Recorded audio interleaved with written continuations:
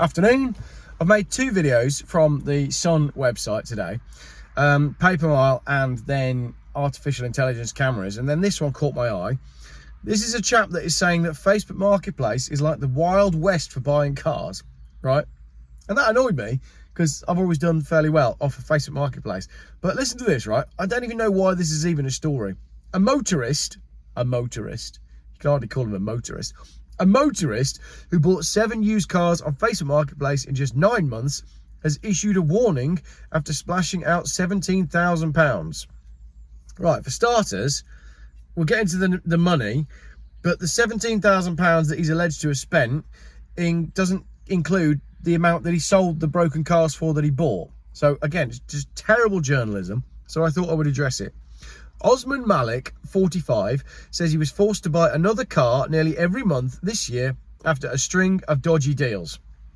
Osman, who's a pharmacist, says he was scammed twice and he was also sold a series of faulty motors. Among them was a Mini with its plates cloned and a Honda that broke down on the motorway within hours, lasting only days later. Right, now we get to the crux of it. Osman, from Greater Manchester, says he's forked out £16,750 in 9 months after the horror run of botched car buys. A dad of 2, he's now imploring car buyers be extra careful. He says, it's like the Wild West. The Rochdale man said, I don't think most people own 8 cars in their lifetime, let alone a few months. Well, you're on the wrong channel for that, for starters. It's partly down to me being scammed online and partly me being stupid, but I've certainly had some rotten luck along the way. So he even admits that he's been stupid, and he also says that he's from Rochdale. You don't buy cars from Rochdale. Everybody knows that. I mean, most of that sort of Greater Manchester area, that sort of upper west, northwest part of the country, it's all dangerous for buying cars from. Anyway, he first hit the market for cars when his old Honda Accord was written off following an accident in December last year. And then he scoured Marketplace and he bought a VW Golf for 2,000 quid. Right, here's your problem, Osman. A, you're buying cars in the wrong part of the country. And B, £2,000 doesn't get you much in terms of a Volkswagen Golf, especially if you're buying from the wrong part of the country, i.e. Rochdale. He later found out that the roof lining was sagging dramatically and needed urgent repair. You don't just find out that the roof lining is sagging. That's the sort of thing that you find out the minute you go and look at the car. So that's on you. That's all on you. And because of the sagging roof lining, he swapped it for a Land Rover Freelander. So he swaps a £2,000, not very good Golf for a Freelander. How much Freelander are you going to get for £2,000? And how much Freelander are you going to get for a dodgy Golf? Not much. So obviously the Land Rover is going to break. It's a Land Rover. It's going to break. That packed in 2 weeks later, and a mechanic found sand in the oil sump, meaning it had to be scrapped. Well, no, it didn't necessarily mean it had to be scrapped. It just means that it was beyond economical repair, because probably you're going to be putting an engine in it. But then again, you did swap a dodgy Golf for a cheap Land Rover. So what did you expect? He then paid £1,300 for a VW Passat in February, but soon discovered it had a cracked windscreen, side panel damage, and warning lights all over the dash. Soon discovered. Did he not notice that when he bought the car? Because when he went for a test drive in the car, he would have seen the cracked windscreen. And when he turned up to view the car, he would have gone, oh yeah, that'll be why you didn't photograph the other side in the pictures, because this side's all damaged. What was the other one? Warning lights all over the dash. Again, you realise that when you go to buy the car. So absolutely, there's no story here. 3 weeks later, a buyer bought the car with the known faults, right, allowing Osman to purchase a Mini one for £1,000. So there you go. He sells the £1,300 Passat and he's able to go purchase a Mini one. So we've got to assume he made at least £1,000 from selling the broken Passat. So he hasn't lost all that money in that time then, has he? It's a lie. The journalist is lying. 3 weeks after he bought the Mini, he was shocked to be hit with a bus lane fine in Manchester, despite being at home in bed at the time. The plates had been cloned and put onto a similar Mini. Right.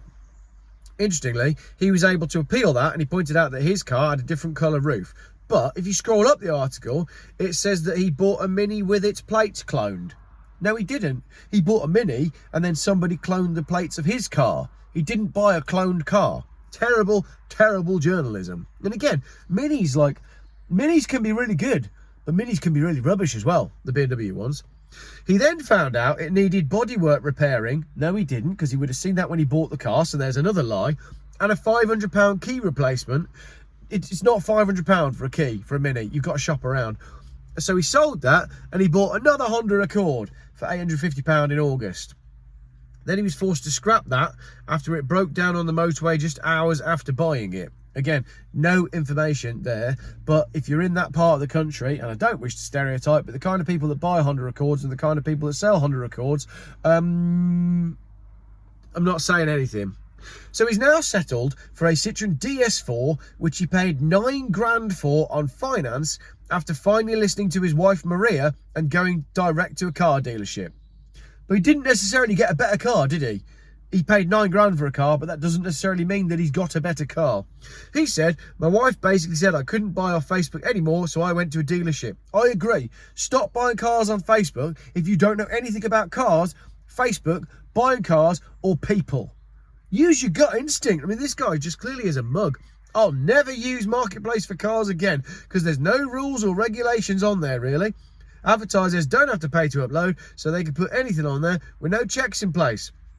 These are the cars I just bought. I saw loads more that I didn't even bother test driving. They were in such bad condition when I got there, but advertised as in excellent condition.